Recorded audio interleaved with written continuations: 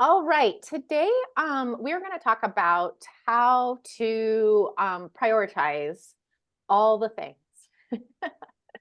So, a common issue, and I will not call anyone out in this crowd, but I think I could call at least 5 names out. If I did, if I was going to just out y'all, that one of the things, and I have this problem too, so it's not like I didn't need to solve this for myself, is that like even if you at first it was pretty obvious what we needed to prioritize, like, hey, this is doing well, we need to update it, or this, I haven't updated this in a while, I need to update it. But then you go through the cycle or you get done with that list, and you're like, okay, I've touched this several times. Like, now what?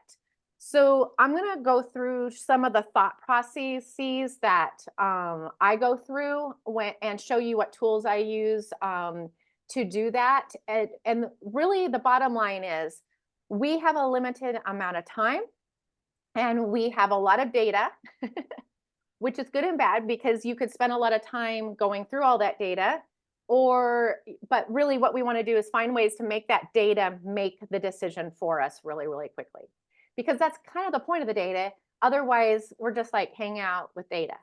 And as glamorous as that sounds, it does not solve the problem of what to do next. So I use Clarity, and that's where we're going to start on that.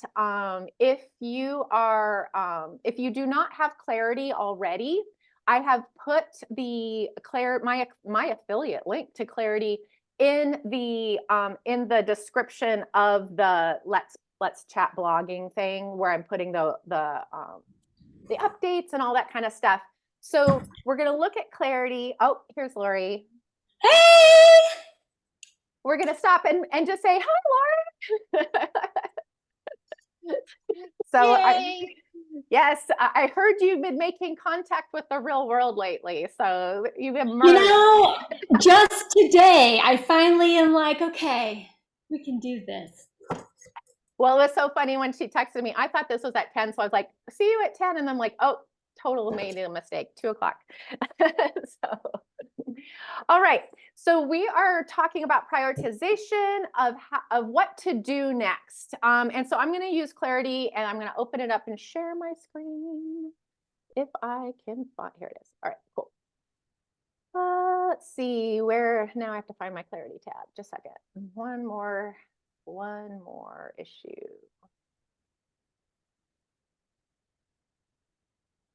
That is not my Clarity tab, I am assuming. Share screen. Let's try this again. All right, here. Okay, so this is basically a post overview in Clarity. And so in my you'll see my editorial calendar in just a second. But in my editorial calendar for each blog post, I have the link for the direct Clarity tag. So I'm not like messing around with searching for it and stuff like that. Although we're going to use the search function in a little bit, so I will be showing you some of that. So when you come in, what's really nice is you can see like last 90 days, although I don't love this view. I like the performance view that we're going to look at in a minute. But you can also see your tags, like anything that you've labeled. And then you can also see your timeline of any tasks or comments that you've made. So these are the things that I've already done. So on March 30, so just a few days ago, we did a total update and a total overhaul to this post, meaning that this was a post that was in the back of Kids Activities blog, hadn't seen the light of day as far as updating. I found it, realized it was getting good traffic, and so it was finally to the point where it was the priority to update that. And then we published it to the front page on April 1. You can see that we have 2 more tasks left on this post. We want to add an article card, and we also need to add some internal links. So it kind of gives you where this is in the grand scheme of things. So let's look at the performance, and you'll see why I actually decided to update this, because it was getting about 5,000 page views, not being touched. And let me tell you, it was pretty rough looking. It was written 8, 9, 10 years ago, had no steps, had no materials list, had no nothing. So had a picture and a story because we were storytellers back then. So the update formatted it now, and let me show you what that looks like now. So this is, it just looks like a kids activities vlog. The supplies, the steps now has actual steps, and then just our regular thing. So it now looks like everything else. So this was one of the things that when I decided to bring this forward, and this is where the priorities come. I knew that one of the priorities for this post, number one, it's in our wheelhouse. Like this is make a lap belt, like we're all over the sensory stuff. So this is something I want on my blog. I want to have a good resource. So really the first update that in my mind is for the reader, because like we want that reader to come in, know what it's about, have really clear instructions and stuff like that. Obviously Google likes that too because it likes structure. But let me tell you why I didn't do a full-on SEO update and why we prioritize other things. It's because I love this thing here on the right-hand side of the performance tab in Clarity is it gives you the traffic sources. Well, guess what? This is a Pinterest post. So, which think about this. This is we've been getting Pinterest traffic from this. Nobody's pinned this on my end for probably 5 years. Because we didn't even know it existed, in our land. So the cool thing is now so instead of spending those extra times on the SEO, I made extra pins. So like here, whereas like, yes, we updated it for the reader, and of course, Google is going to like that. But instead of spending an extra 5 or 10 minutes, like really drilling down on keywords and headers and all that kind of stuff, we just let it fly how we normally would write it, how we'd write it for the reader. And then we made extra pins. Okay. So then what we're going to be able to do is over the next few months, it may even be the next year before I really take a deep dive on this again, is if that flips, like if Google starts really liking it more, I might end up doing a little bit more on the SEO side. Okay. So, and you can see like we have Pinterest, direct, and then Google. So Google's really our third traffic source on that. So why I don't want to necessarily throw this away for Google, but I think everything that we've done so far is going to help the Google situation. So let me show you how I chart that on the editorial calendar. So this is the line that is this blog post. We said we had it was an April 1 publication. And then right here, I now have created a kind of a small, medium, large Pinterest traffic bucket so that it can alert me. So for me, and this is just arbitrary, if it got 100 page views from Pinterest last year, I'm going to put it yellow. If it got, well, I should say over 100 to basically 500, it's going to be yellow. If it's between 500 and 1,000, it's going to be orange. And if it's over 1,000, it's red. Okay. So you can see on April Fool's Day, there was 3 Pinterest posts that we published that were worthy of pinning. And so what I like about this visualness is that as I'm pinning every day, the red ones I want to pin more often. And the red ones are the ones that I want to make sure I have new pins. And the red ones are the ones that I really want to make sure that we tend to them. And you know what? These ones in the middle, I might pin them if I have a good pin, but I'd much rather pin a second pin of the red ones than spend time on these others that I know were pinned that just haven't been even getting to the 100 spot. So, and then as we go through here, so when I'm pinning, because I really feel like Pinterest is one of those, like, other than April 1st, as far as the April Fool's Day, is like most of the holidays and all are kind of, all April wide. So as I'm pinning things, I'm going to go up and pin an extra red one in the middle of my pin, or go up and when I'm making new pins, if I see a red one, I might make when I have a nice template I just created, or I have a pin I'm really proud of, I might go pull one of the red pictures in to make a pin for that as well. So that's one of the things that I've been shifting, kind of like when the first year or two is like micro update, micro update, micro update. Now I'm really looking at, is that traffic coming from Google? And if it's not, then where is that traffic coming from? Because it's coming from somewhere. And then let's maximize that. So if it's a Facebook post and you haven't put it on Facebook more than once that month, get it into that rotation again. If it's a Pinterest post, if you have it coming from another website, whatever that is, if you have it coming from another website, one of the things I usually do is I'll add it into the email more than once. Or the other thing is like, if I have a lot of traffic coming from an external source, then I think maybe Pinterest, we just didn't give a chance. Maybe the pins just suck that we've had. So let's go make a new thing, because like it's catching attention somewhere. The other thing I did when I was, and this is something I also looked at with Clariti, is when I'm rinsing and repeating my editorial calendar every year. So when I'm coming in, and now that I've been through the year with Clariti, they have everything has a Clariti link. So I just open up Clariti, I come to this page, and if this number is under a certain amount, and for Kids Activities blog, if that post went a whole year on the editorial calendar and had less than 1,000 page views, it's off the editorial calendar. Okay.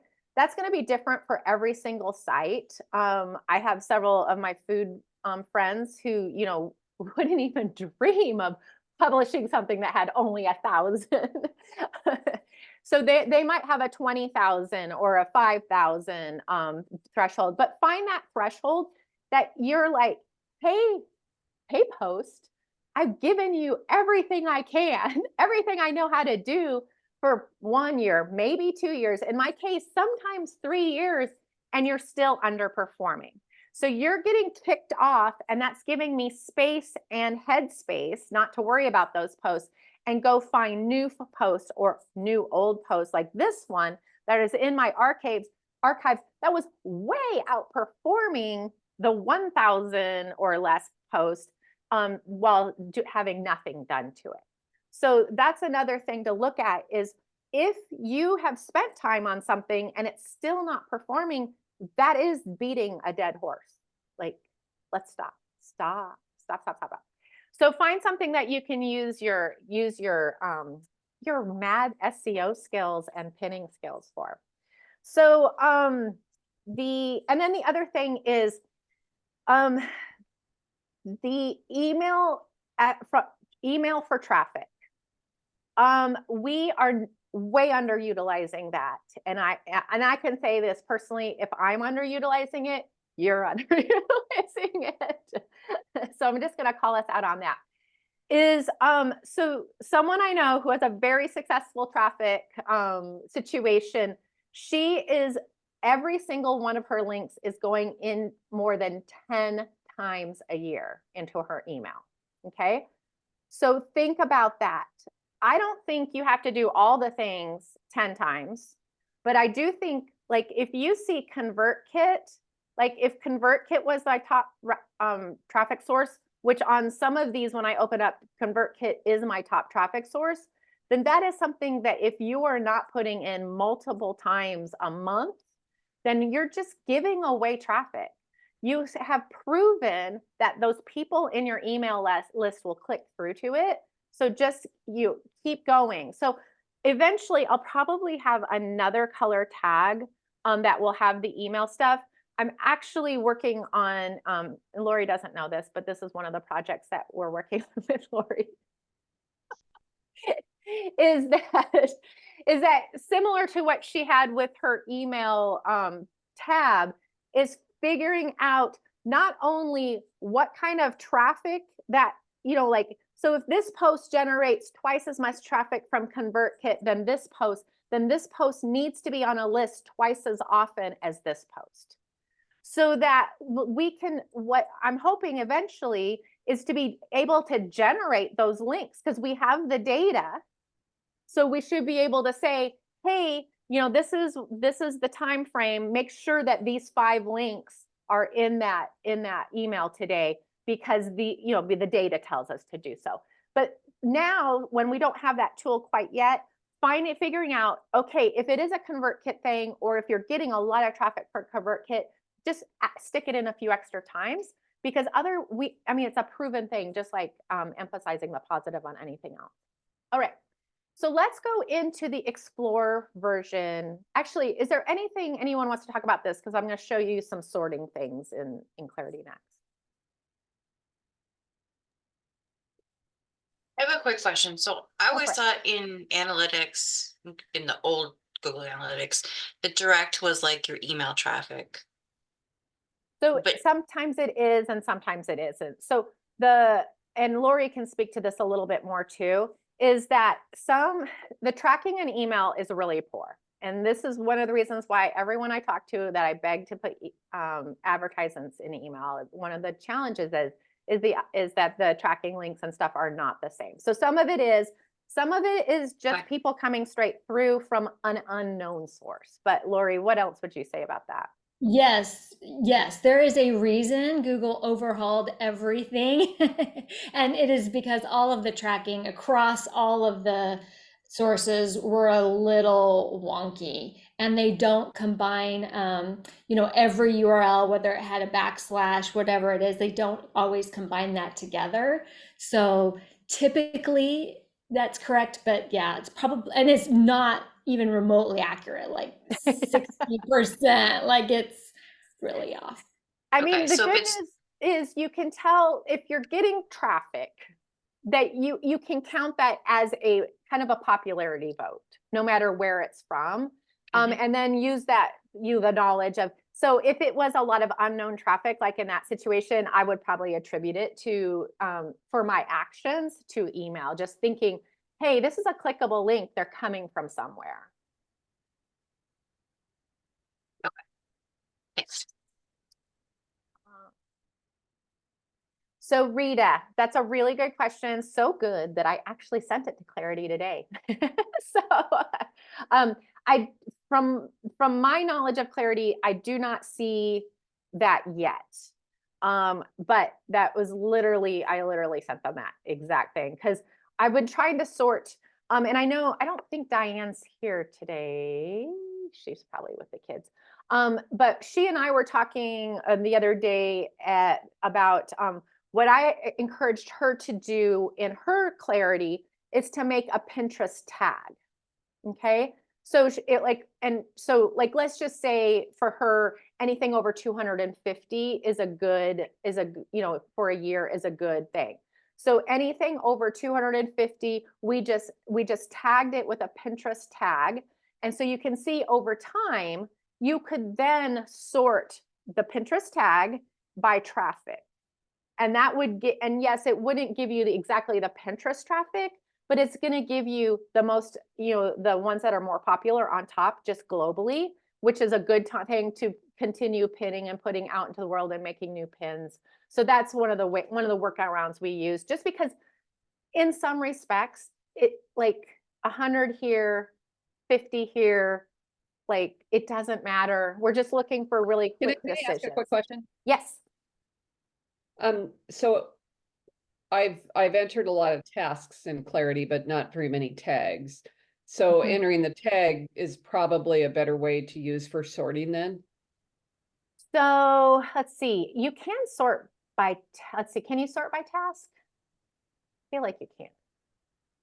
You have the task list. Let me go here. Let's look real quick before because that will change the answer here.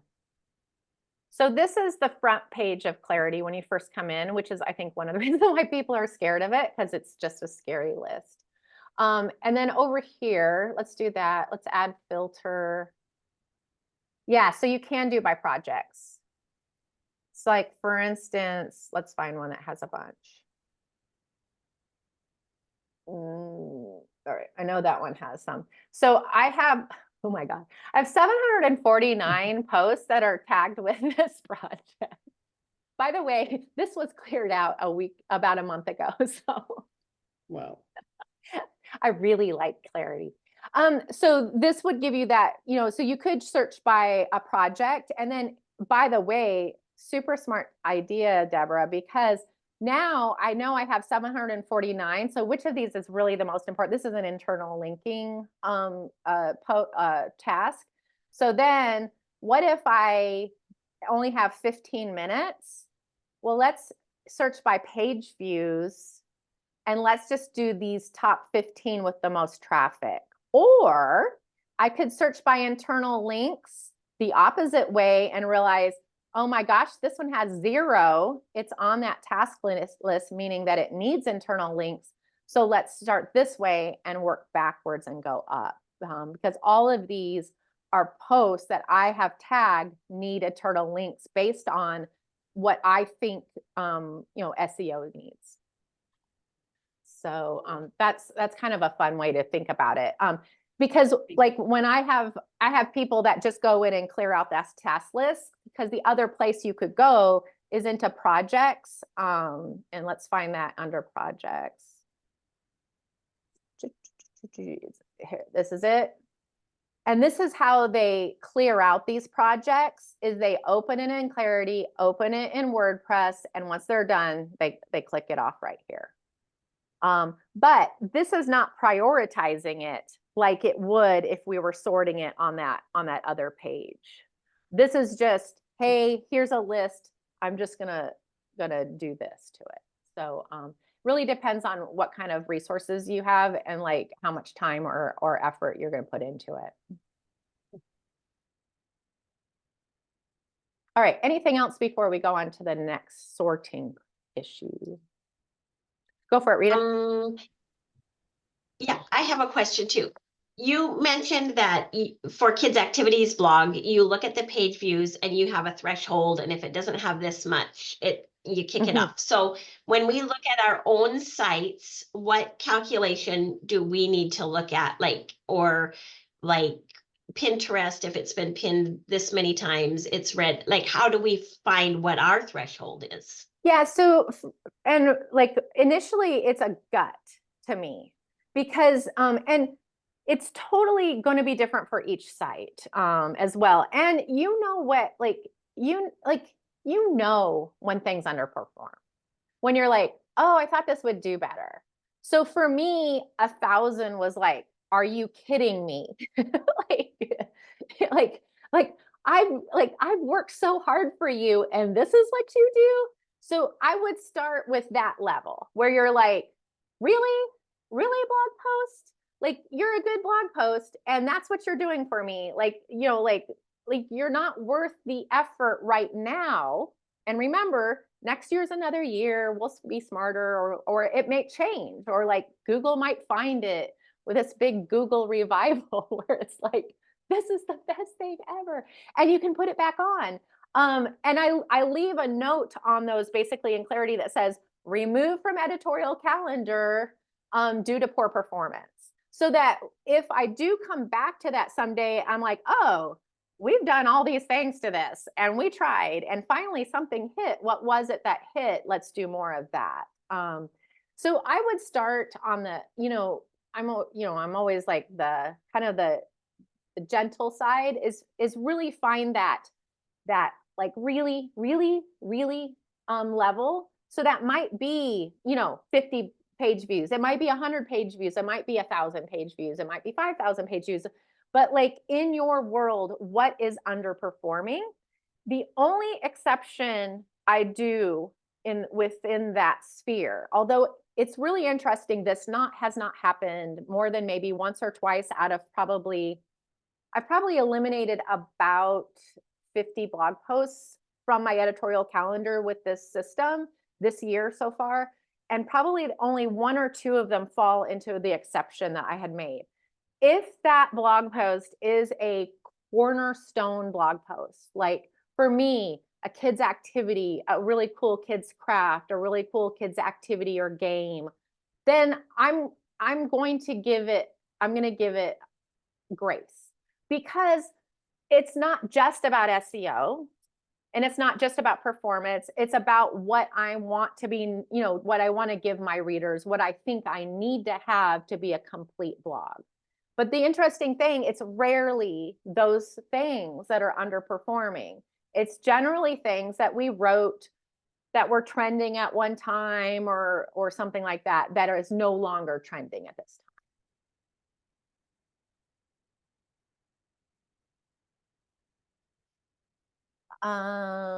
Rita, So Holly, when you're, yeah, go ahead, Ann. sorry, when you're putting your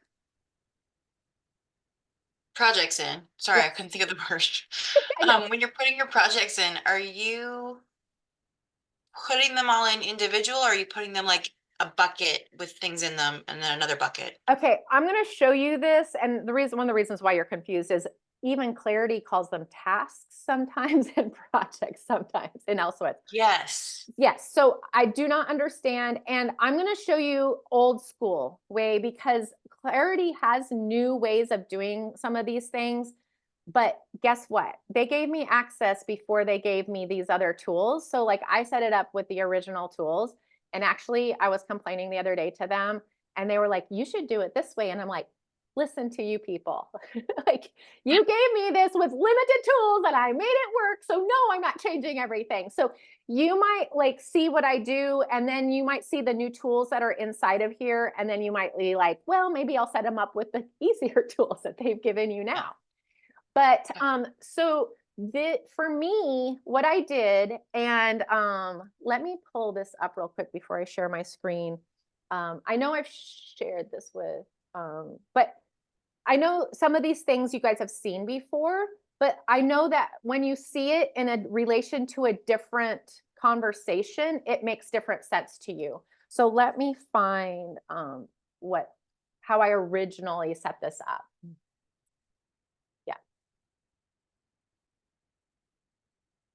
And I would recommend, by the way, this is Kids Activities blog, which has, you know, 1 million old posts and 13,000 blog posts. For One Crazy House and for Play Ideas, I have a list of literally maybe 6 things that we do. Here I have probably 35 or 40. So this is just thinking through what you might want to do with your, so what I did is I just thought about what's the most important things that every single blog post needs. So I put those important tasks in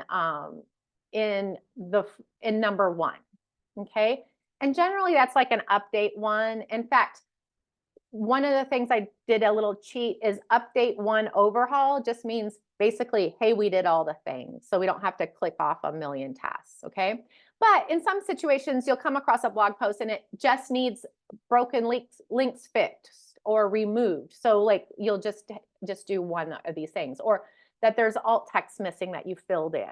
Just simple things, simple core things that blog post needs. And if you started blogging later, your list is going to be shorter because you knew more. Like when we wrote these things, we were making crap up, like to a level that is just not recognizable today.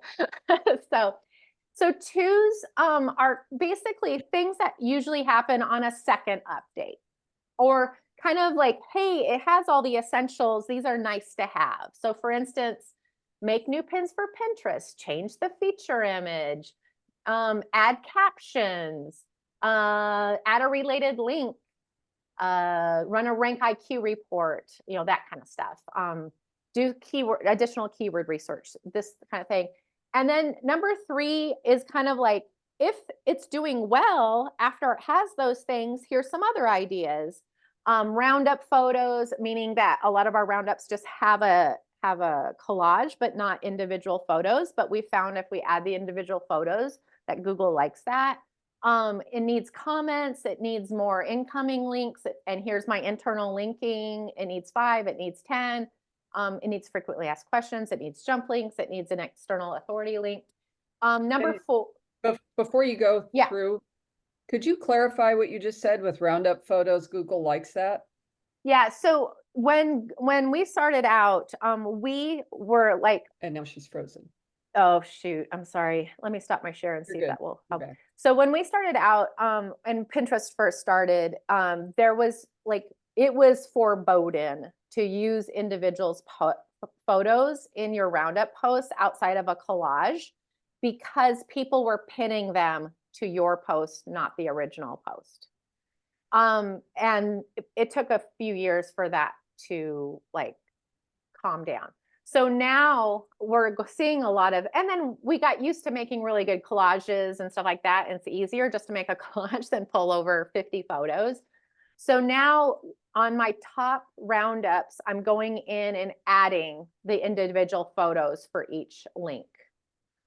Because then you think about it, you're adding an image, which Google likes, 10 images so they can pull it into a carousel. Google likes that you have alt text. Google likes that you have captions. You're able to give it more context. It's a better value to that reader who can now scroll through and just see pictures instead of a lot of text as well. So I feel like that's why they like it. So if I have a underperforming, well-performing but underperforming roundup, that's one of the tasks that we add in.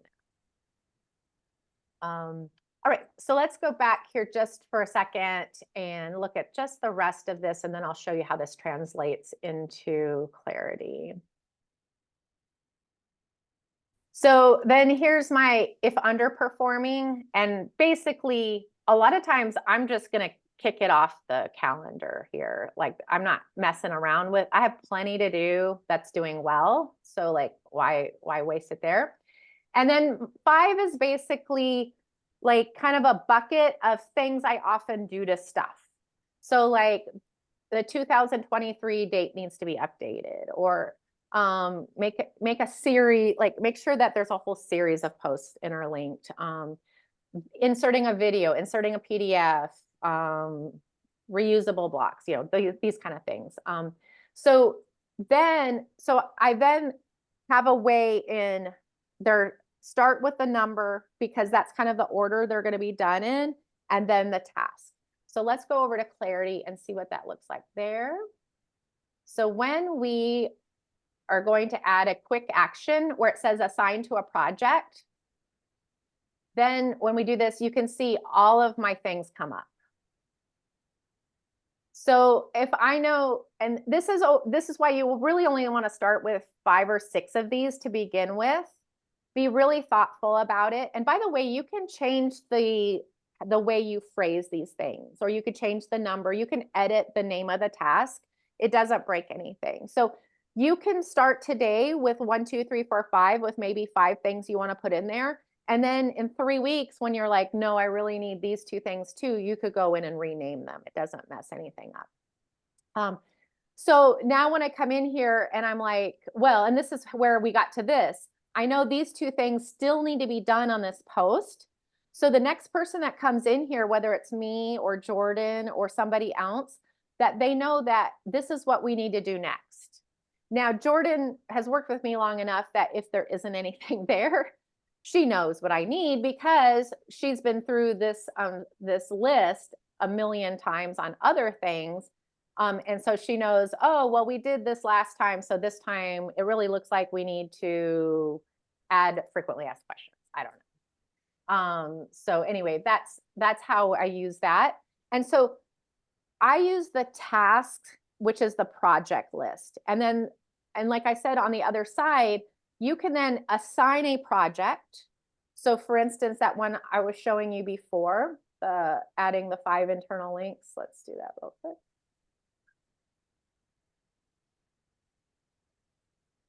Right here.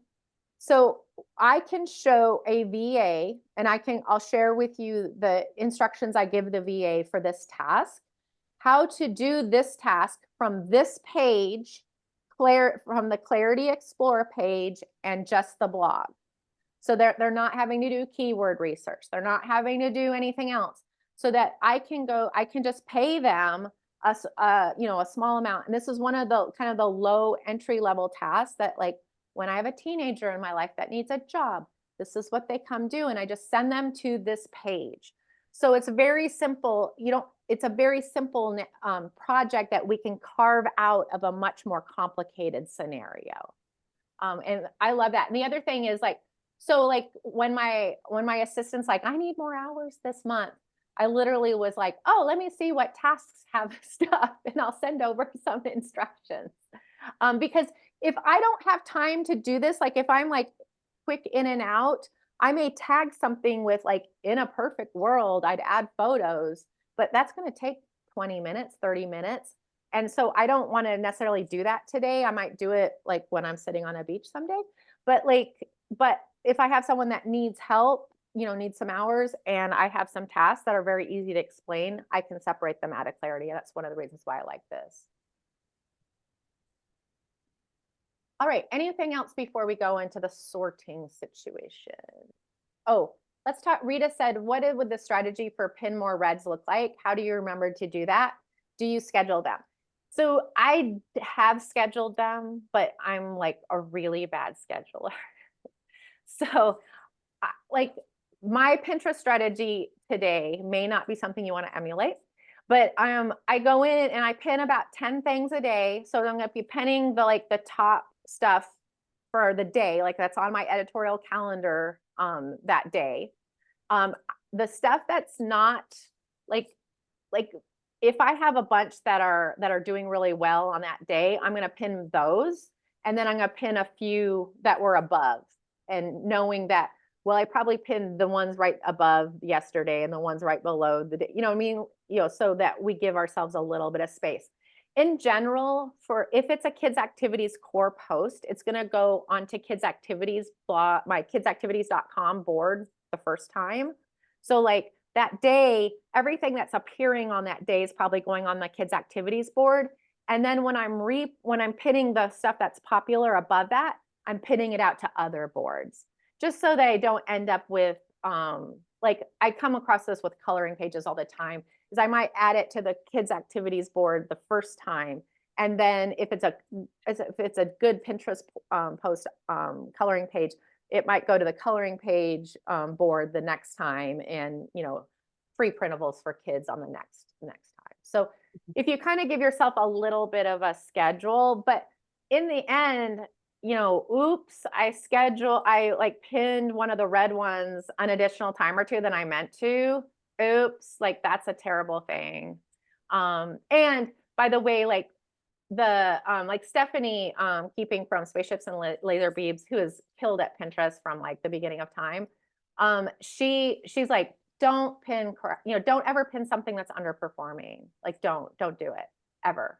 So she basically is only pinning and repinning her top stuff. So that's one of the reasons why I'm not going to sweat something that didn't get 100 this last year.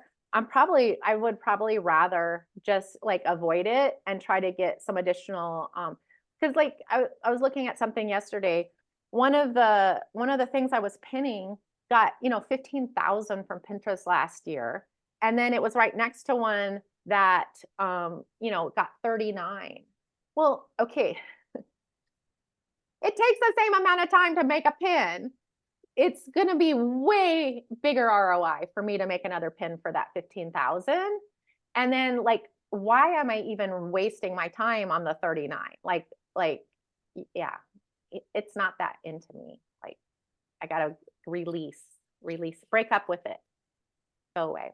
So I think there's, and this is another thing I've already talked to Lori about that she has heard about, is that figuring out what that looks like on a pin schedule too, where like, hey, this is algorithmically better in performing. So we need to algorithmically give it more attention all across the board. So it would be nice to have something that would just push a button and tell us what that does.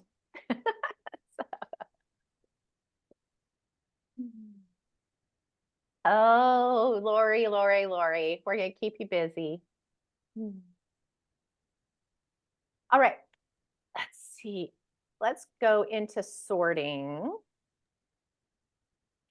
Holly, this is maybe like I know this is a question maybe all of you know, but how do you put your first project? Like how do you put the project in so it has the drop down That's of a all your really good projects? question. Yeah, let me share. Let's do that together. So there's two ways to do it. You can do it here under projects, and you can just make a new project here with that little plus button. So it's going to make you name it. And this is where I put like my number. I saw like one just to keep, so because it doesn't sort it by alphabetical order or anything. Like it's kind of, it's hard how they don't sort things. But if you put a number in front of it, it will go numerical. And then they have a due date. I've never used that. But you do a description, and then the task is basically what is pushed underneath the name when you pull it up. So like if you had something that had specific instructions, and you have someone helping you, you may want to put those in there. If not, you could just name it something that you would know. And then I did wanted to show you that when you go into any of these post places, that you can add a assign to a project. Well, I may have lied. We used to be able to do that. Let me see. Add task right here. It's just in a different place. So yeah, so this is also, I'm glad I opened this up because so I add notes all the time. This is where I would like, if what I did or if what I'm thinking isn't on my list, I'm just going to add a note and it's going to stay up there. And then I think it runs into the timeline eventually. I need to ask them how they end up with that. Or like if I'm like, no, I did some keyword research. I really like, oh, let me show you one more thing that is important about this and makes it easy for a VA to come in after you. But like if I have something I want to say, I might add a note. I've never added an event. That's new. So I don't even know what that is. So that might be something that would work for people. I add events because it actually shows us So the on the events, date on the right-hand side. yeah, And I find that to be really helpful. And say that again, yeah, I Deborah. was talking to What Mary does it about do? that last week. What was I mean, that, Holly? Mary from Clarity. Yeah, Deborah, can you explain what an event is? What event is? When you were clicking on quick actions, add Yeah. event. And if you click that, yeah. So you may end up wanting That's to that use date, this and it as files it on the right-hand side of the call. okay in the timeline. Yeah. Okay, that makes sense. Yeah. So that Yeah. might be a And better it's place for only visible on the not the performance, but the other the first overview page. overview. Yeah. Yeah, that's one thing that I was talking to them the other day. I'm like, you don't understand how often I have to click back and forth between these tabs. Like these are not on the pages that you'll use them.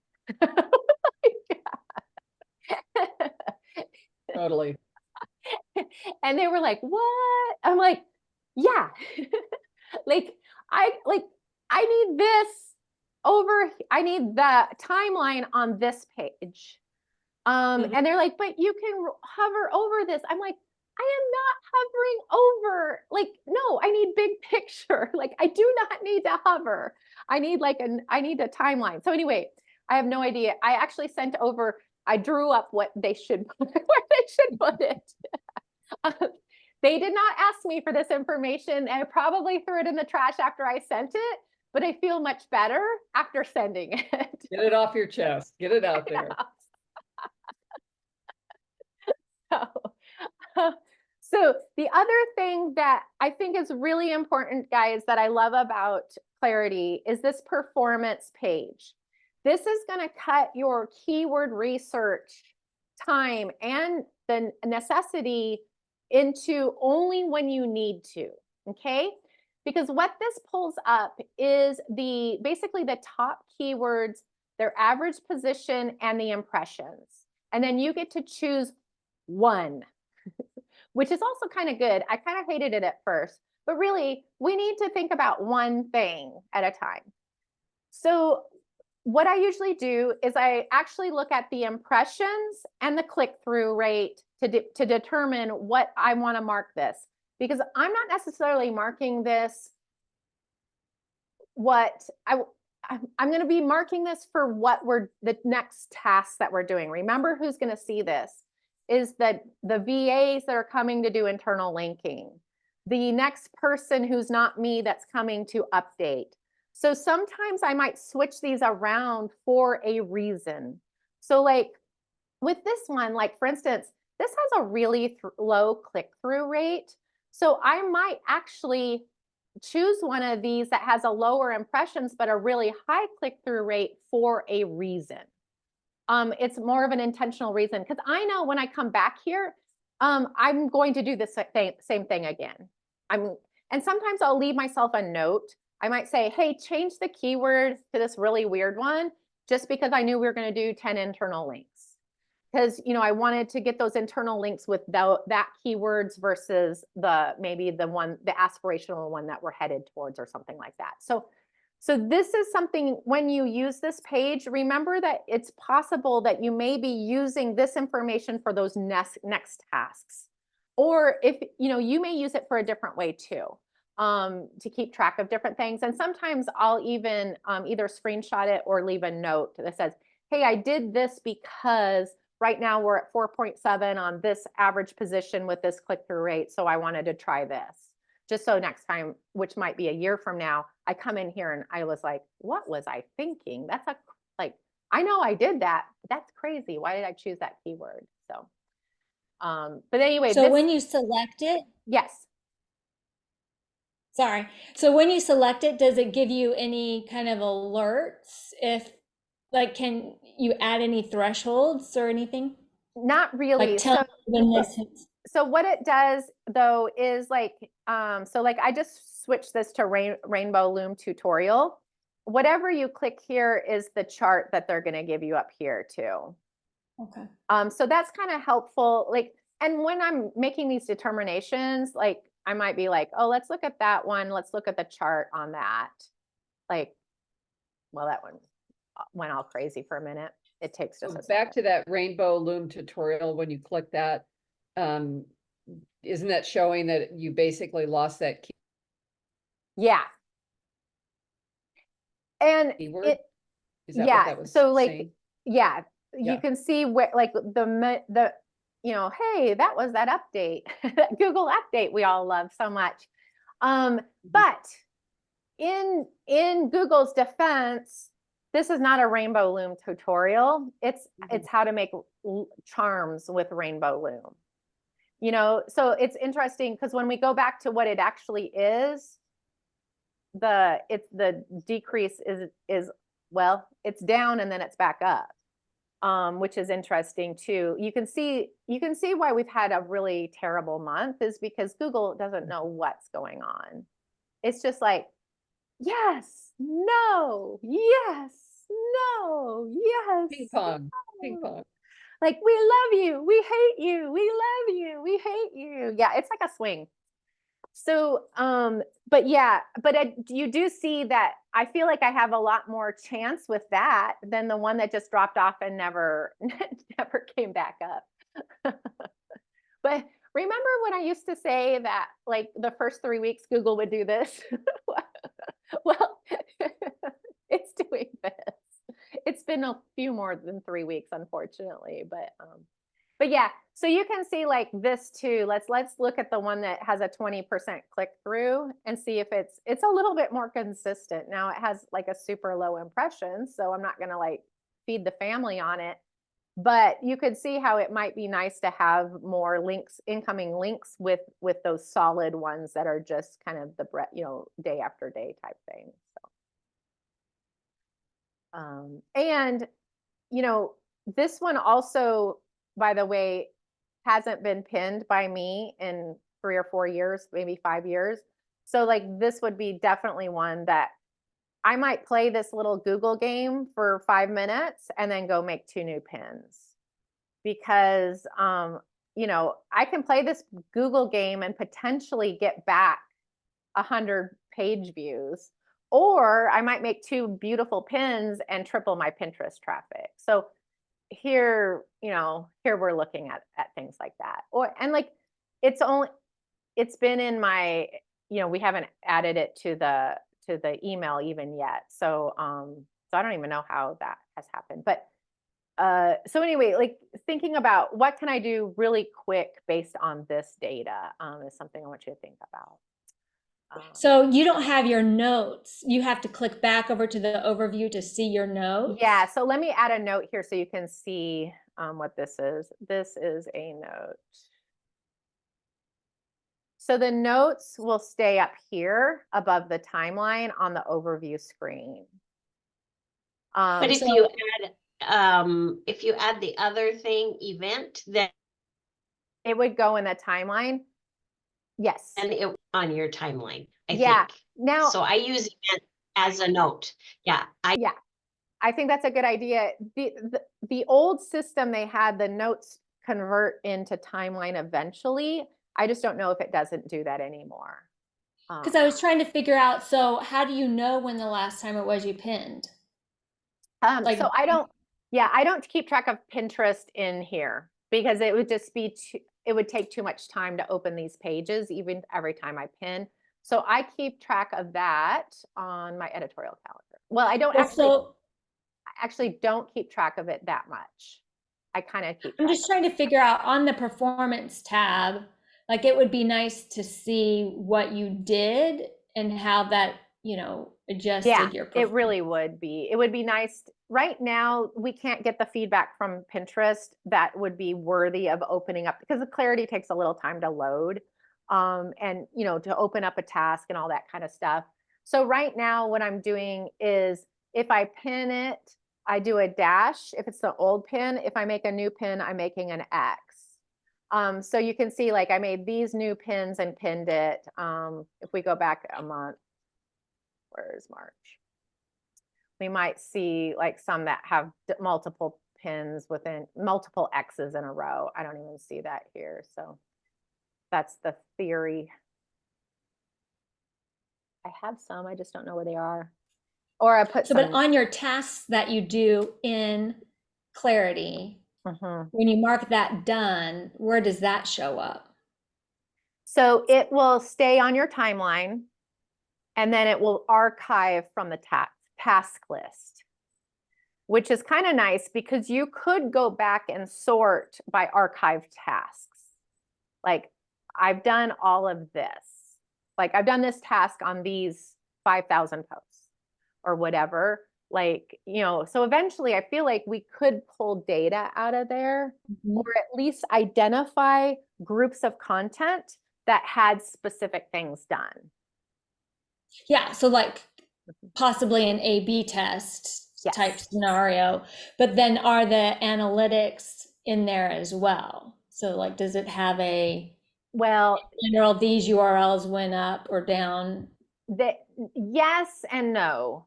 Yeah, so it's like, for instance, it's just really global. I mean, you see what we see on this, the performance is there's it's right there. So last modified. Yeah, so last modified, published, last modified, synced, yeah, all that.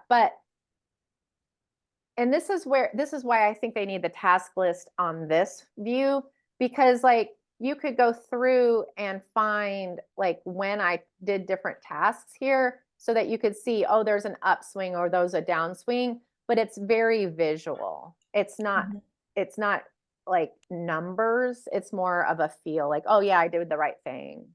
And like, I would love to see, hey, if I add 10 internal links to these 150 posts, how does it compare to a random 150 posts that are performing the same way?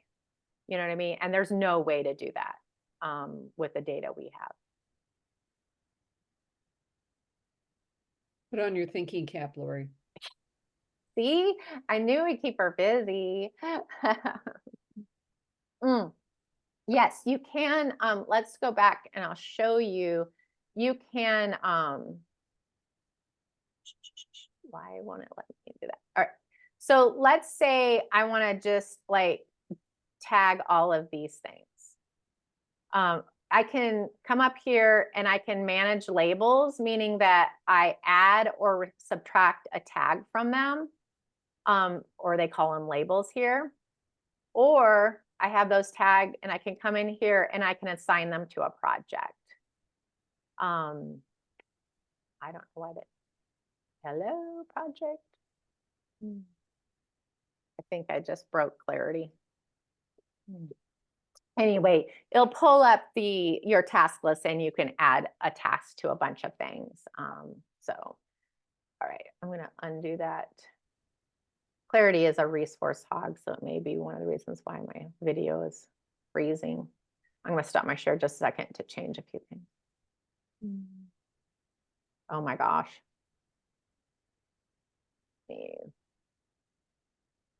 Talk amongst yourselves for a minute while I refresh this.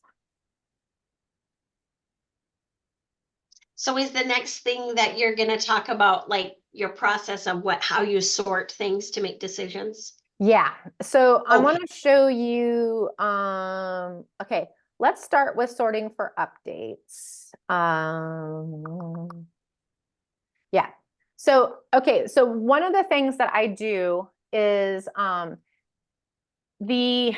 it started with obviously the audit stuff, the things that we've been doing, updating, all that kind of stuff, and then letting those things either succeed or fail.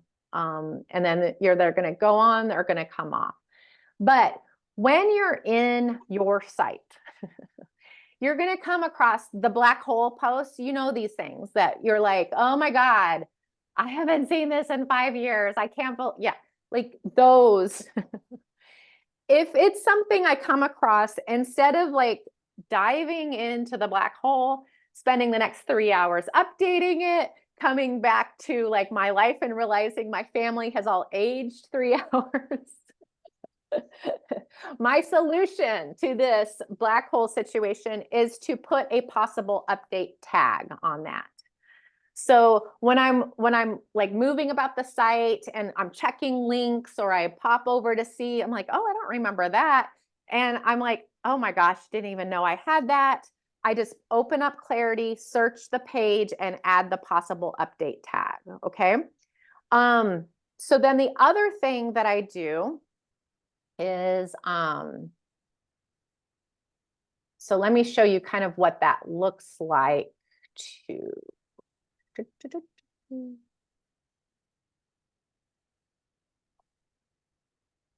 So we can go in here and say, add filter. I'm going to look for labels and I'm going to look for possible update, which is like bright pink. Right there. Okay. So you can see I have 910 possible updates. Because and this, by the way, 910 times did not jump into the black hole. So I like, yay for me. So this is a win. So then and I do this every month. So, okay, remember I'm deleting things from my editorial calendar. So I have space and I'm just, I'm saying I'm going to fill it up with something that deserves better. So let's say, for instance, we're thinking, okay, it's April. I have 910 posts that I could update. I need one. So like the first thing I might say is, oh, Mother's Day is coming up. Let's see if there's anything Mother's Day. So I might put in a keyword and then I'm going to sort this by page views and say more than 75 Mother's Day crafts and activities for kids. That gets a fair amount of traffic for something that hasn't. I know these things have not been looked at because, by the way, anything that is on my editorial calendar has other tags. So I know if it just has a possible update tag, it's not on the editorial calendar. It has not seen the light of day for at least 3 years. So we haven't done anything with it. So this might be a really good choice. Or I might say, I'm looking for something that's doing better. Because the other thing I might do is then just search by this. Well, this one gets 22,000 page views a year. And it hasn't been updated. Now, This one happens to be not relevant. When things go out of date, I put that not relevant tag on there. But I don't want to take this off completely, because if anything, so this used to be a hotline that people could call Sesame Street characters on. So once a year or so, I go Google to see if that hotline's back, or if there's something similar to it, so that I can go and update this with that new link. Because you can see last year, 22,000 people were looking for that hotline. So it'd be worth my 15 minutes to go research it and update that post if I could find it. But this one is funny. You can get a free call from Santa. Literally have not updated 16,000 page views in the last year. So what I'm going to do is probably, when I have a moment, I'm going to pull this off and put it onto like October's editorial calendar. So I'm just going to pull the link off, put it on give it a date in October, so that next Christmas season, I probably could double that with a little bit of effort and some promotion. So anyway, I'm going to go through and just say what is on this list at the top of this list that might be appropriate for April. Let's see, like 10 top free holiday light displays, not an April thing. 10 things to do with kids in Winter Park. This is a spring summer article. I don't know, because I wrote it a million years ago. Probably something I could easily update with just a few minutes of work. And it's already pulling in 4.5 thousand page views a year. So you can see that's a lot. That's going to do a lot better than that 1,000 or 800 that I deleted from that spot. In fact, let's open this one and see. So this page is orphaned. It has no internal link. Do you see the hot mess that my blog is in? It's a miracle that I make any money at all. And Google likes it. So I would update it for Google, and I would make a new pin because it's gotten a decent amount of Pinterest. And while I'm in here, I would look and just say, hey, that's the keyword I want, Winter Park Kids Summer Activities, which is kind of in my wheelhouse. So this is obviously something that needs to get on my editorial calendar pretty quickly, because it's something that people are actually seeing. So the other thing I do, Rita, and I've recently done this, is that I will get rid of the filter. So I'm back to the whole thing. And then I'm gonna, let's see, how can I do this to show you? I'm gonna do like all time, and I'm gonna sort by page views. And I'm gonna go to like, hey, let's just go really deep in here. And the reason why I have to go deep is because I recently did this up to page, I think 20 or 25. I think I wrote it down somewhere. Because remember, this is sorting all my content by the amount of traffic. All right, let's see if this, well, I went this far. Is that if it didn't have any tags, I knew that, because you remember, I tag it with the date on the editorial calendar. So if it has no tags, I know it's not on the editorial calendar and it's not tagged for possible update. So let's go a little bit deeper in here and find some that don't have any tags. And I'll show you how I will add them to the possible update count, I may have gone to. So just 1 second, like, I missed the part where you said you add a tag to each one. Could you explain that? Yeah, I'll totally show that to you in just a second. Okay. And by the way, Rita, this system took me the first year to kind of hone in on. So like I didn't have all the search functionality that I do now the first year, because I was kind of building the database. All right, here's a page. So now I'm just looking for things that don't have tags at all. Well, I'm just kidding. So this one doesn't have a tag, and it has 11,000 page views. So what I'm going to do is just add a possible update tag right here. Okay, so it's just going to go into my possible update. So you can see if I found multiple on that same page, I would just hit hit all of the little check marks on that page and then add all the tags at once and then clear it and go to the next page. So that's one of the ways. So one of the ways you could look at these things even now. So let's go back to the very, very beginning of this. Let's see, I'm just going to refresh. So one of the problems I had with having the editorial calendar in a spreadsheet is that if sometimes my posts were appearing more than once on an editorial calendar, but there's really no way to search that unless you go and search the URL on every single page.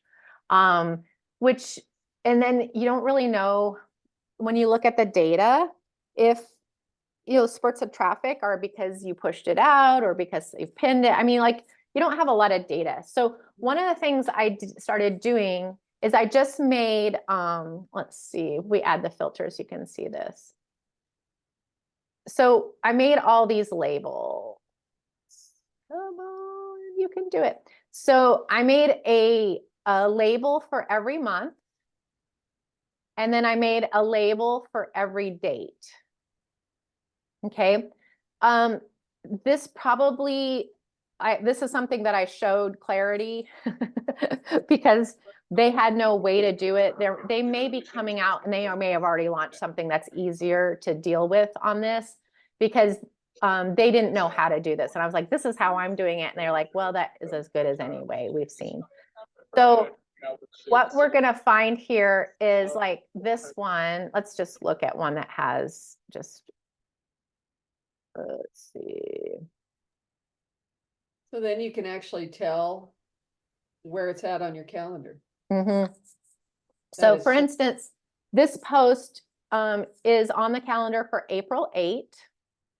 I also, anytime we format, like we do that initial update and it's a kids activities blog worthy post, I put the format KAB tag on it, which just makes it so like if I'm looking for something really quick to send out like in an email or something like that, I know those are safe posts. We're not going to send them to something that doesn't have like a materials list or something like that.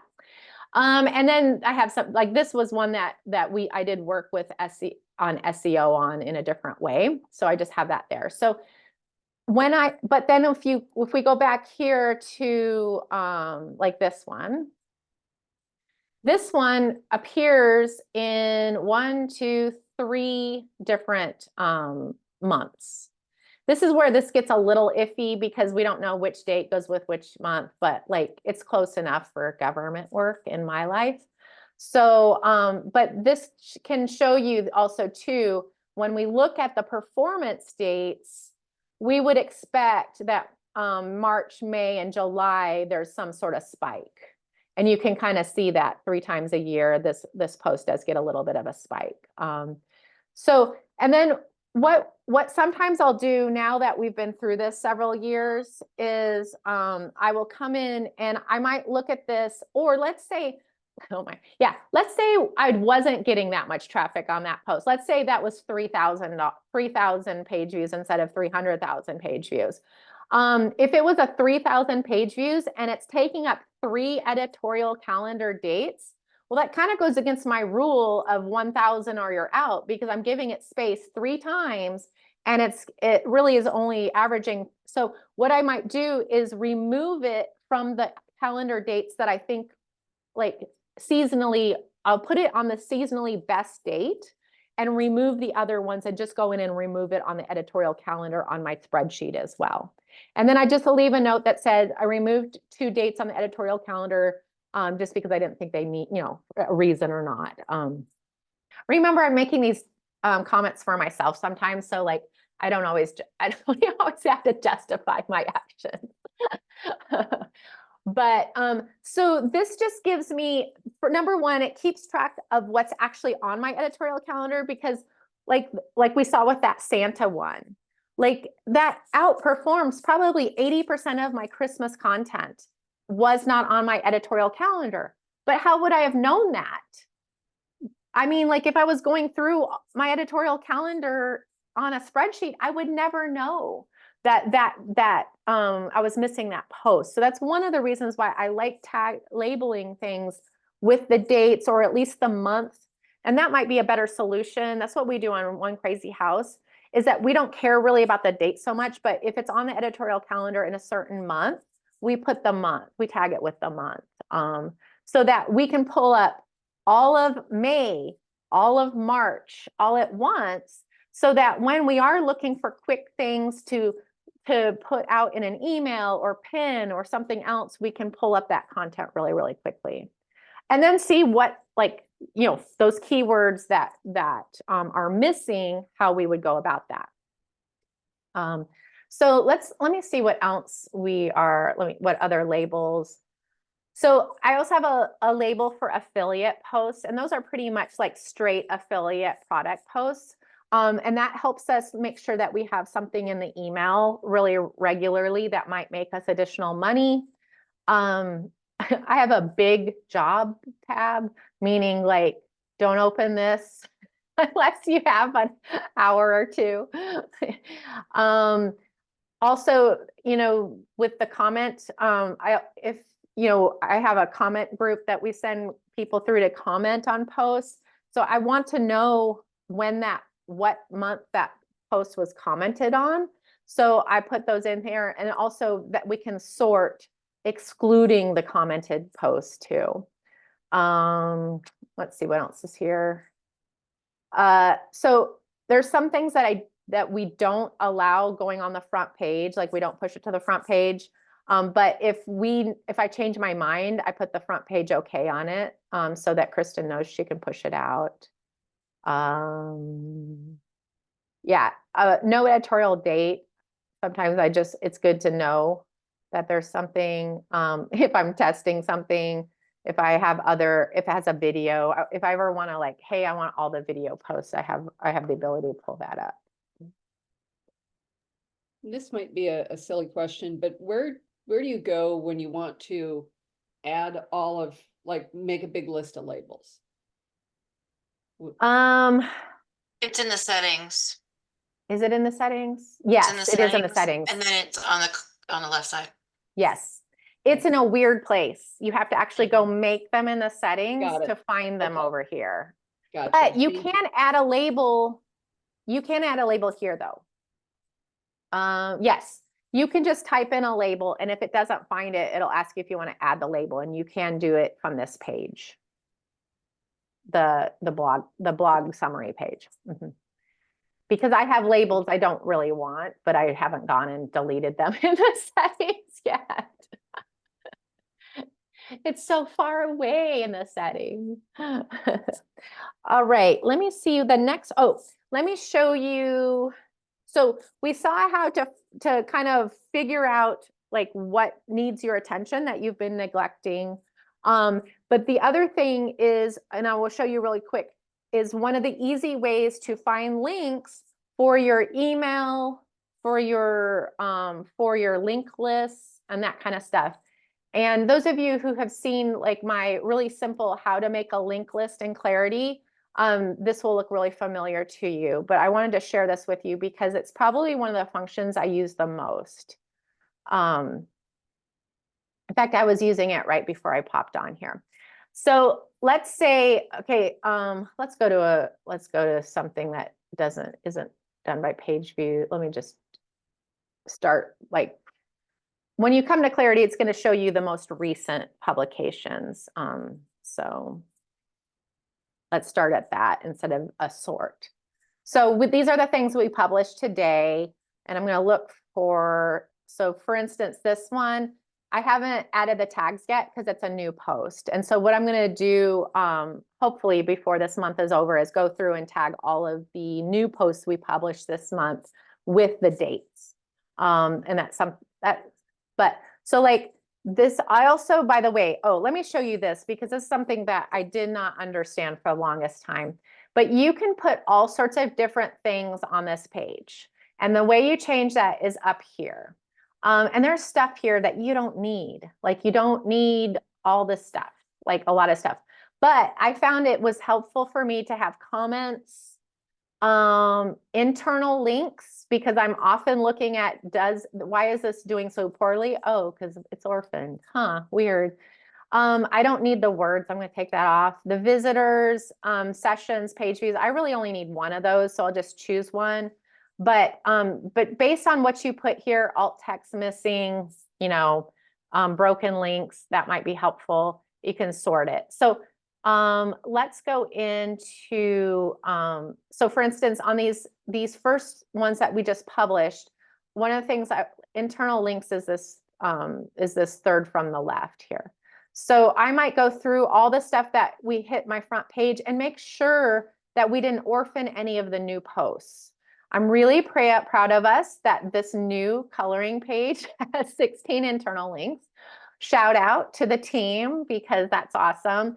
But it's often what will happen is I'll come up here and be like, you know, like it's gone, like there's none. And so everything on that front page has some internal links. But you could see how if they didn't, I could really easily click that and then go add the task of adding 5 internal links without even going into anything. And so let me get rid of I don't want the broken links in comments right now. In alt text. You know me, I just like to see what I'm actually using at any given time. So that's one of the things that I'll use. So let's say that this one is probably one that has least, is that I want to do internal links for this post. So I'm going to go into its post page. And remember on that, on the second tab, it will give me the keywords I want to use. So I would look at that. Since it takes a second to load, I'm just going to show you this. This is all of the ones that are there now. So a lot of times I will open this in a window and then open up what I'm going to show you next in another window. So I'm avoiding these. But the other thing I'll often do is look at, because these usually will generally have a theme. So in this case, it's all of the rainbow loom posts. Makes sense. We're putting the charms linked to the rainbow loom. But now we've gotten through all the rainbow loom stuff. So what are we going to do next?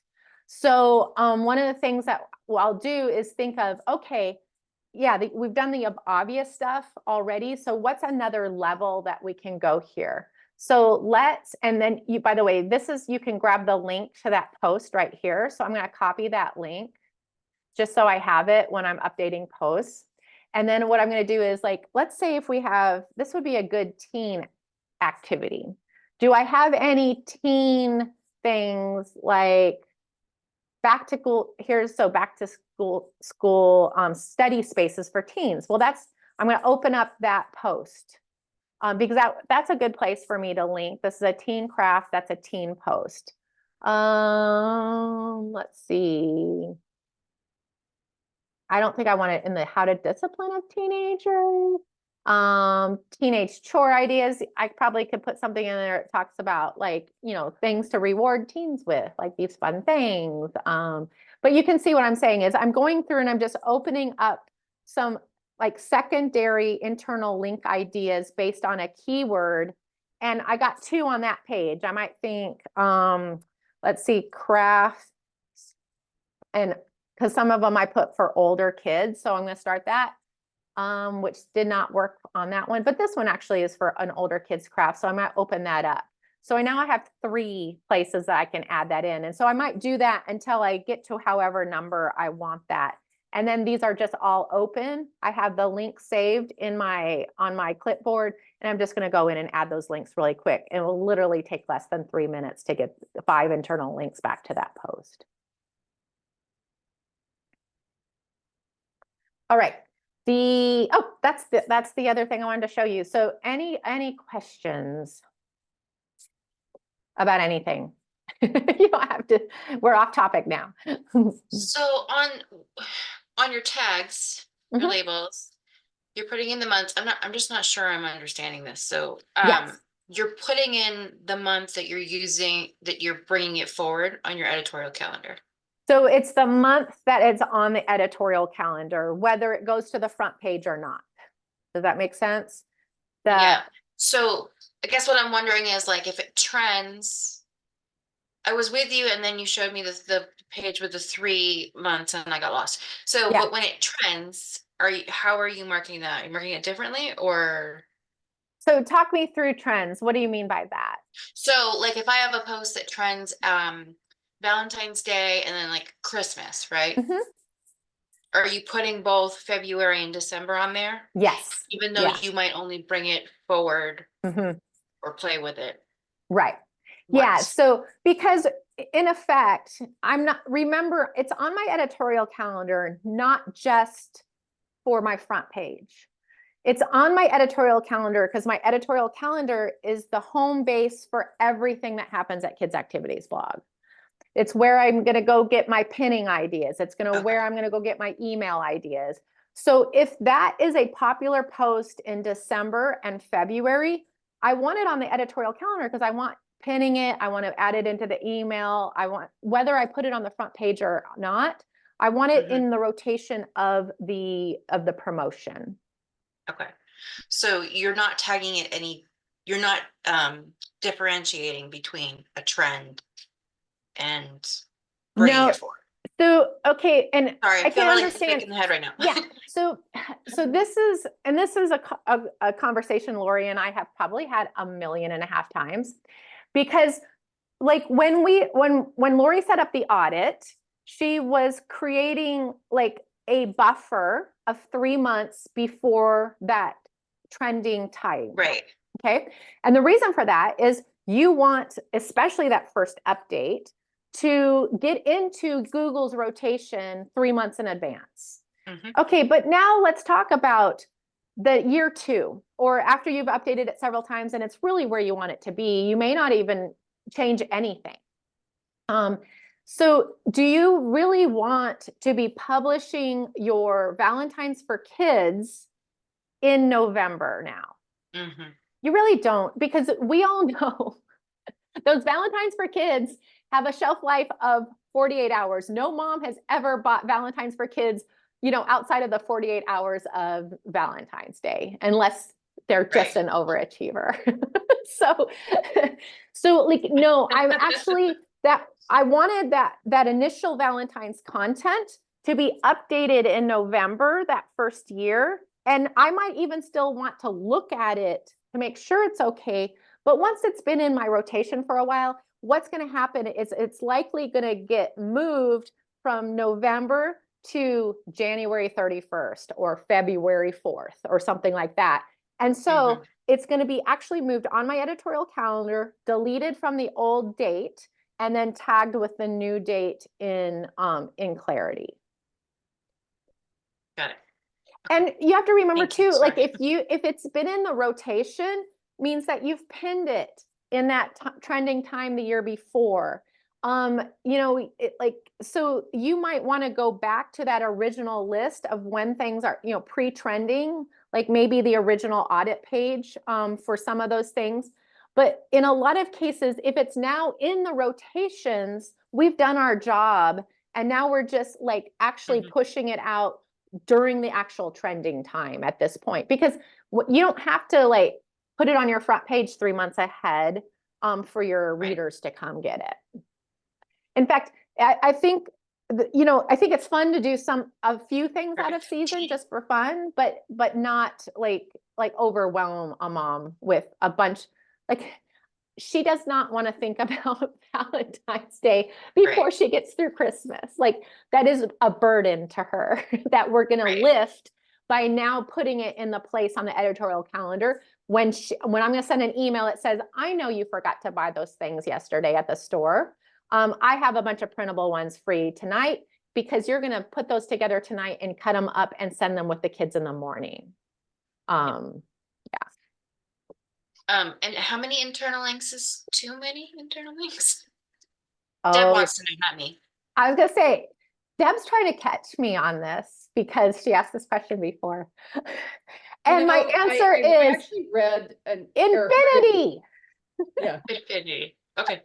Brandon from Rank IQ said something interesting on one of his podcasts Yeah. recently, and he was like, if it performs well, then great, it could be in a lot of places. But if it's not a performing post and it's not bringing any traffic, and there's 40 links to it, Google's not going to smile on that. Yeah. I Yeah, it makes absolutely sense. agree with him. I absolutely agree with him. So those top posts, in fact, that's something that you can look at in Clarity. Those top posts, your traffic driving posts, some of those may have 200, 300 links in them. And that's super appropriate because it's driving that much traffic. And then, like a new post, there's no organic way for a new post to have 100 links. That's just ridiculous. Right.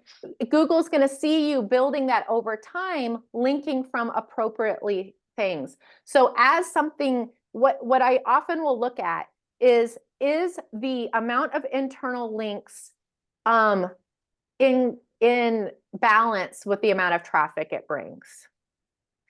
And so one of the things I'll often do is I'll see, oh, this is a Google post that brings 20,000 page views a year. We only have 5 internal links. That's in my world, that's low. So I'm going to go ahead and link build over time to that post because Google already has raised its hand and says, we like this post. And I feel like if we don't link to it from Kids Activities blog, we're kind of being like, well, you like it, but we don't. Right. But yeah, do not link build to a bunch of posts that aren't getting traffic. I completely agree with that. That's spammy. Asking for a friend. Did she message you? No, No, I actually didn't I know that did she had not. asked that question before. I just, that's funny. Let's see what else. Yes, Lori, Clariti Okay, this does. is a weird question, but I just want to clarify it. Yeah, go for it, Rita. Oh, so when you're talking about internal links and the number that it has there on Clarity, is that the number of links you have in the link list on that post?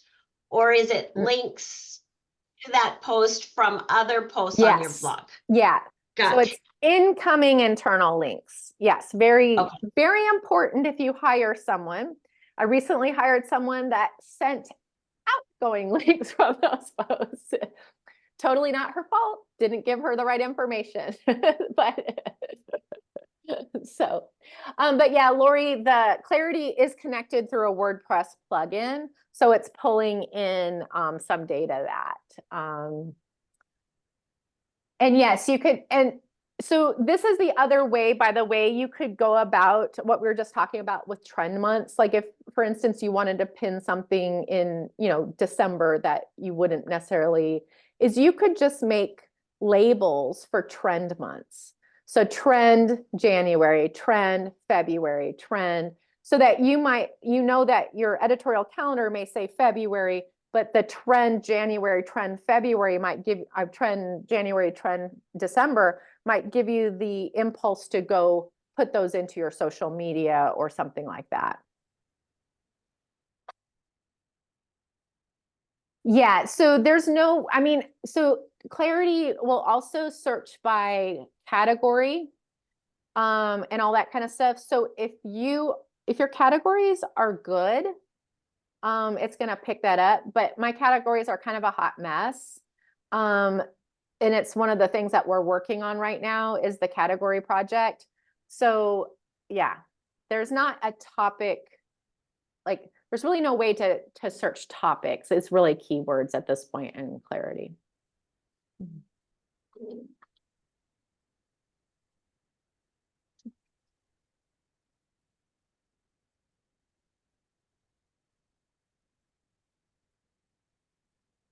I have a million tags and are you talking in tags in Clarity, Ange? Yeah. Okay. That's why I was looking at it because I was like, I have, like I have bring forward and I have trends and I have update like for each month. So it's a little. Yeah. So let me show you how we deal with bring forward. Let me share my screen again. Da, da, da. Here it is. All right. Let's just click into this. So I have, when we bring it forward, we actually have those as a project. So in fact, you can see how many times we've had to do this. So if it's on the editorial calendar and we don't publish it for the first time, second time, third time, fourth time, fifth time, we put that there. The reason why I do that is because I want to be able to eventually look at what I did pull forward and what I didn't pull forward. And the only way I could figure out to do that was to do this on a project. And then you can see when we do publish it, like we're up to number 7 on that. So there's some posts that have been brought forward since we've been playing with Clariti 7 times. And so we're just doing that. So we could pull those up, like we could pull up the archived like task of everything we pulled up the first time, everything we pulled up the second time, and that kind of thing, if we wanted to. And then if you're like, well, but how do I know what to do with this one? So if it's not tagged, like it's not labeled with anything, they pull it forward. It's okay to pull forward. If it's, I have some labels that they are not allowed to pull forward. And in our world, it's anything with black and anything with gray. So if there's any black or gray tags on this, then they can't pull it forward unless I have that green okay to bring to the front page. And sometimes I'll say that, like, for instance, if like talk about that trending where maybe we looked at it in November, but didn't want it to push it forward until February, I might remove that okay green tag for that November time, but then put it back for that February time. And I'd have a note in there to that effect. Because it just wouldn't make sense. You know what I mean? Like, and this goes back to like the big question. And, I know Google's and a whole bunch more about like, don't do things for Google. Don't do things for Google. Like, if you have a reason for what you're doing and what you're pushing to the front page and what you're not pushing to the front page, Google couldn't care less. Because the truth is, Google's not the front page police. They're just tired of the gamers, but they're not looking at kids activities blog where I'm giving you everything a mom needs to know today, every day, as gaming the system. Like, especially when I'm pushing it forward, I'm sending it in the email, I'm driving traffic, all those things I put out there are because it's trending or it's timely for somebody somewhere. I do think a problem would be if I was pushing 8 to 10 things on the front page that didn't make any sense and then not driving any traffic to it for any reason. That would seem spammy. But if you have a reason for why you have a system that you have, and yes, I push things to the front page all the time that I didn't make any changes on.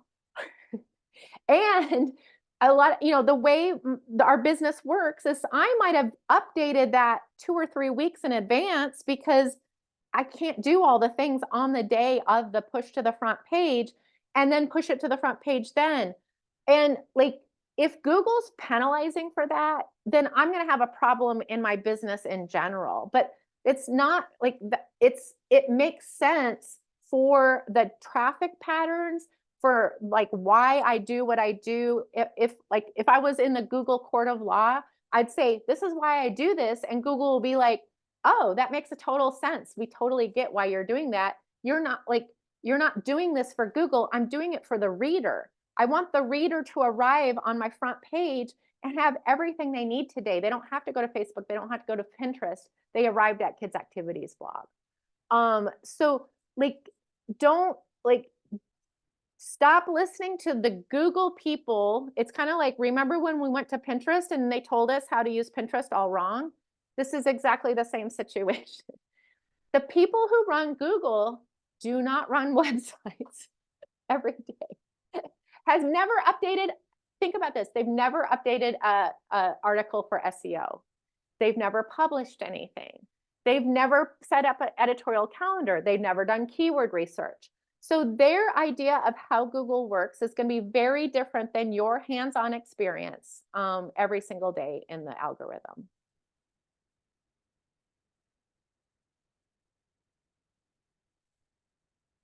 And don't tell them I said that. They're all knowing. They know everything. They're so good.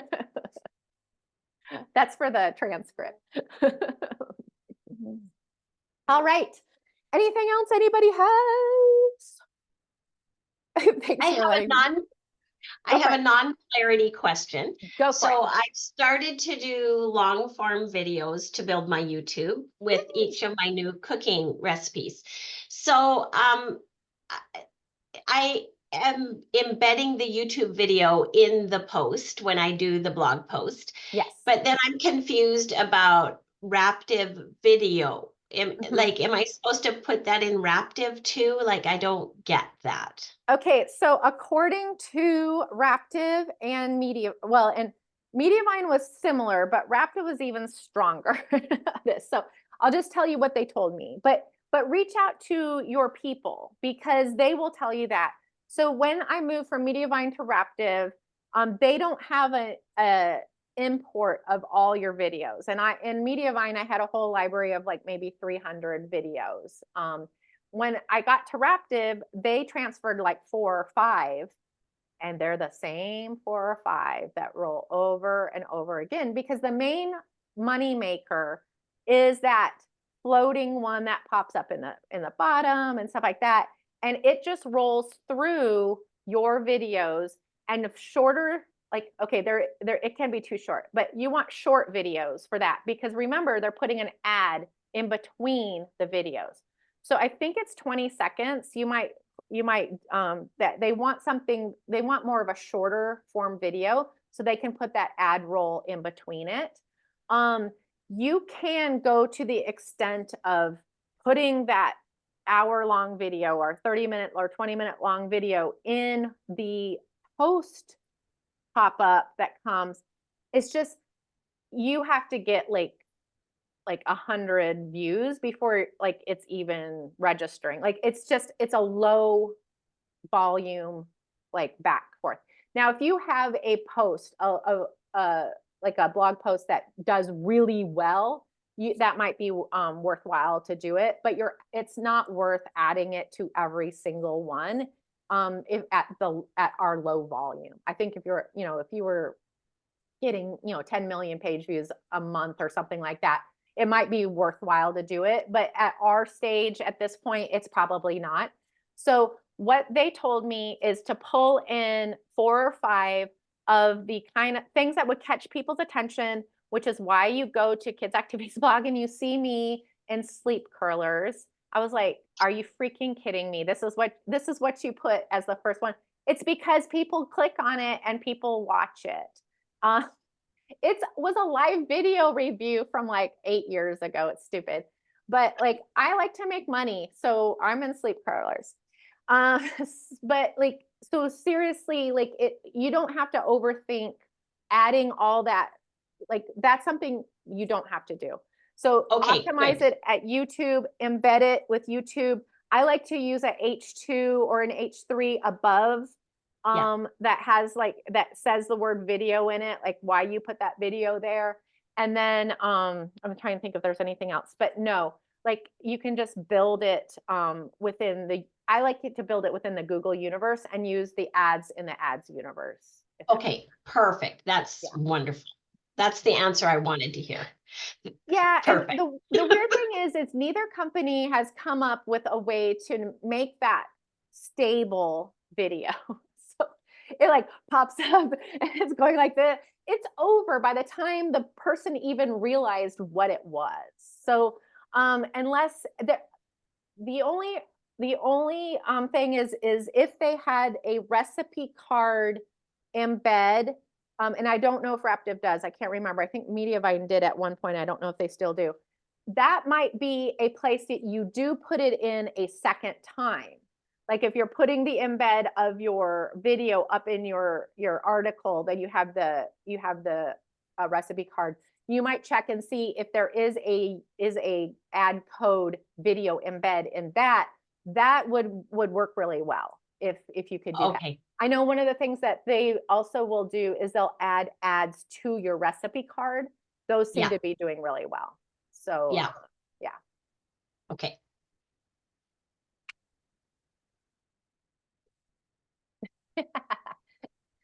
So yes, a million questions. I don't think we quite got to a million today. All right, anyone else before we go away and we go organize our lives?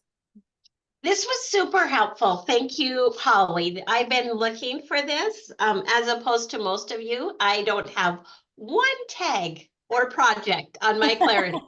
I didn't get that part. So Well, don't get me you. wrong. I have a lot of tags. I don't have a lot of things tagged with the tags. Okay, So there we go. let's talk about this in a functional way, y'all.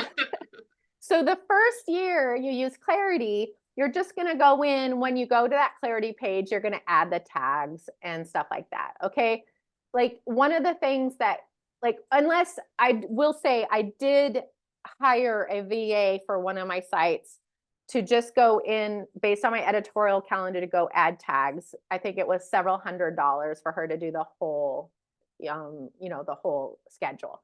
So that's an option. But if it's you doing this, again, like what's the ROI of your effort? Because the last thing you want to do is spend all sorts of time, then work on it a while and realize I would have set this up completely different, which has totally happened to me. In fact, it took me about 3 months of using Clarity to come up with this system. And because the first few things I did not work, and I couldn't use it right. And so, so I was just like, all right, starting over this month.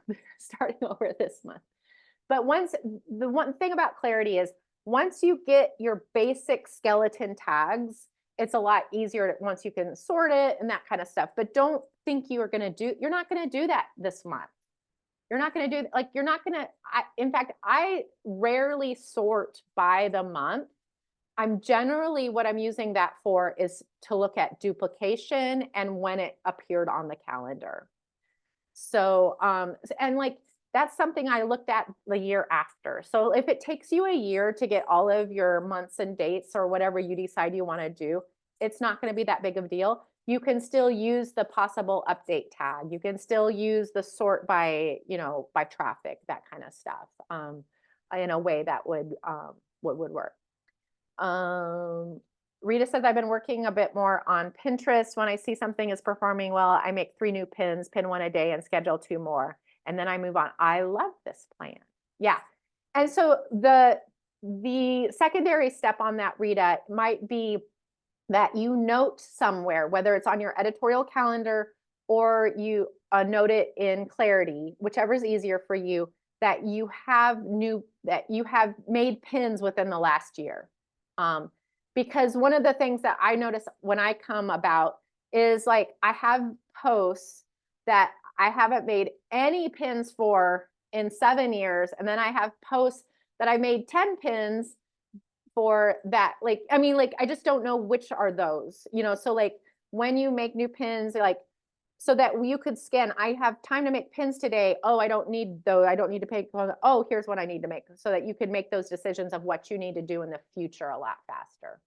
Yeah, I have been putting notes in Clarity. So I've been using notes, but the tags will be much easier to find them later. Yeah, you'll be able to find them later. Because the problem with the notes is historically, you'll just have to go into that entire page. You can't sort by all the things that you said X about. Yeah. Yeah. And I love the sort filter by the month you wrote the blog post. That's new that they have. And I love that. That helps a lot with what to put in the editorial calendar. And that might work really well because that goes historical data back to the beginning of time, right? Yes. So you might do that and then look at for your possible update tags on top of that, especially if you're looking to fill February or March or July with seasonal content. Because what I do find is sometimes it's the seasonal content that falls through the cracks, that when you actually go in and update it and push it out at the right time, it can actually get some significant traffic. Just because Google gets really excited about that like update, like really quality update of something that hit right at the right time. Yeah. Yeah. So awesome. Anything else anybody has?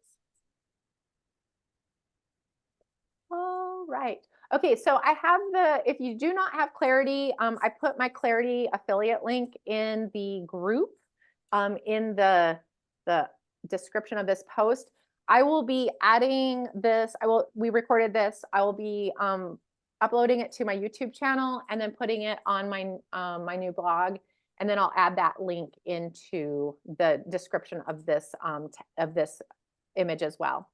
What kinds of things do you guys want to talk about next? Because I'm going to put some more training. I've already heard from the beginners what they want to hear about, but I have not heard from you people. So what is on your wish list? Oh, Holly, you my should have house given and hold us my hand. time. And what did you say? I said I just want you to come to my house and hold my hand. Totally available for that. I don't even have Holly to can hold prepare. one and Lori can hold the other, and it'll be great. And then you won't have any place to type. No, but I'll feel really good. I think one of the things I'm working through is like updating the old post, but I'm really trying to focus on what new content will be the best Yeah. ROI for my time. Okay. And how do I use data to help me choose what to spend my time on? That's what I'm working on a lot. Okay. Yeah. I like it. Mm. Good one, Rita. I love that. The other thing that we'll be doing is obviously with Page Wheel, and I do think we've seen the light at the end of the tunnel on the major bugs that have stopped people down over the weekend, which is really good. Is that we'll start working on some of the, I was talking to, and I don't think she's here today. Oh, my brain just lost me. But about like extensions of blog income beyond advertising and all the things that we're used to doing, and how we can use like Page Wheel. We all have it, going in and using like for additional like coaching calls or like talking one-on-one with people that you have an expertise that might want to talk to you. Some like easy courses that you could put together in your wheelhouse, those kind of things. And so we're going to have probably a series of those specifically for bloggers coming up, that will hit you guys at different levels depending on like how much, because for some people who aren't getting the majority of their income through ads or might not qualify for an ad company at this point, and they are getting like they can monetize in this way, and so it might be something that you could scale at your level too. So we'll be talking about that, and then also how to integrate all of this into your email list so that you are making money on every single email as we go forward, which is really important to me since we spent time writing those things. And I think, Holly, you mentioned way early in the beginning of the year that we have to think outside the box, and think of, and so I've really been working hard. For a while, I was going to drop my Instagram, but that community is so active, and I've been chatting with them a lot lately. They're older ladies, and they just are very mad that I have ads on my site, and they've been kind about it. They're like, things are popping up and we'd rather pay you to have a recipe that doesn't have an ad. So I'm going to start a membership group, I think, on Instagram just for that, which is that very idea. weird for me to think of that. But that's what they seem to want. But I do feel like I'm floundering. It's a whole new world. I'm afraid. Yeah. But that is something new. Yeah, and so I think the paywall is, I mean, when you look at like where, you know, alternative media in the world is going, is it's going behind a paywall in a way that is, you know, I'm paying $4 here and $6 here and $12 here. It's not unlike how, you know, back in the olden days, we used to pay one cable company a very big check. And now we cut like 13 smaller checks. But, you know, and so I think it's a very viable thing is if we're just looking at the trends, because I think you know, there is the writing on the wall for image, you know, image ads to a certain extent. It's, you know, I think we went through the heyday of that. And I think there's going to be a decline over time, partially because of the traffic. But the good news about like a paid membership site or a paywall is that you don't need the numbers that you need with the, you know, when you're getting paid per 1,000 clicks. So if you think about the mathematics of that, so instead of needing 1,000 people to come by, you need maybe, you know, 15 people to show, you know, I mean, like it's crazy when you think about it. So, and I think secondarily on that, and I think I love what you're doing, Rita. I always think you're a pioneer when it comes to this, is that they want a place that's private, and they want a place where they're not going to be made fun of, or other people aren't going to see what they're doing, and they can feel special and they can have their friends. And so like that, like when you're just Instagram wide, they feel very vulnerable to that. But if you bring them into a warm, safe place that you're going to kick out anybody that doesn't behave, that can be very, very powerful and could grow into a real force of nature. So I love this idea. Well, thanks. I'm excited, and also terrified, but well, my sons are cheering me on. You do know that Netflix started with one customer, and like everything started at the beginning. So. This all started when one lady said, could you please just screenshot that recipe so I can screenshot it? And I thought, that's what my paid site will be. Recipes you can screenshot. Recipes. It's the screenshotable recipe book. Mm-hmm.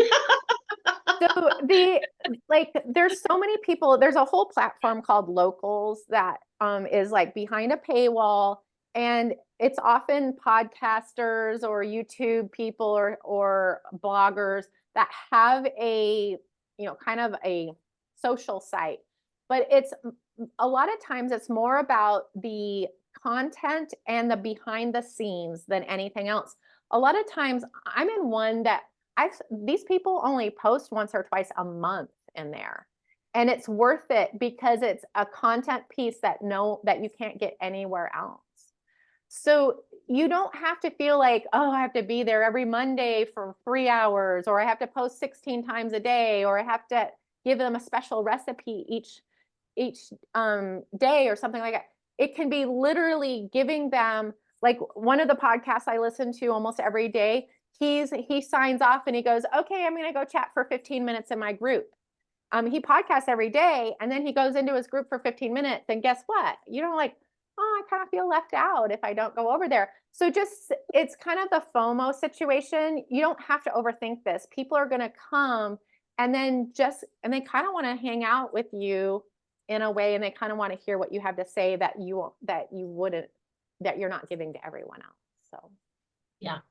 Well, I'm excited, and we'll see how it goes. And yeah, I'm going to share you guys the link of my new site. I think some of you saw it because we're still trying to figure out how to get my my old content over there, and I don't want to redirect until I do. So I'm going to put it in the thing here. But it's basically hollyhomer.ihub.app. And so do you have classes there that people can buy? There, I do have them listed there for the first time. I've had them for years. But yeah, and by the way, one of the reasons why I went here, Rita, is that they will be adding a paywall to a category. So I may end up like saying, hey, if you want like my blogging thing, it's going to be in this category. And then we can do live videos in there, and we can also do conversations within like that paywall. So yeah, that's one of the Yeah, reasons why I so did because that. I have a blog post that I want to put I have put it in there that you Okay. need to go listen to her if you, but I just wasn't sure, like, where do I send Where do them? I So send them? Yes, that's you can, perfect. and That's then you perfect. can see over there that where the classes and stuff like that is. But, and if you go there now, the functionality is there, so you can sign up. It's really cool because it emails you like when I update. So it's a place that I can put all the podcasts I'm on, and you can say, oh, I only want to hear about Holly talking about personal stuff, or I only want to hear about Holly doing blogging, or I only want to hear about Holly doing this, or I want it all. And it will send you like these automatic emails and stuff. And it gives me the ability to send out a blast. So like, hey, we're doing this in 15 minutes, come, which is really cool.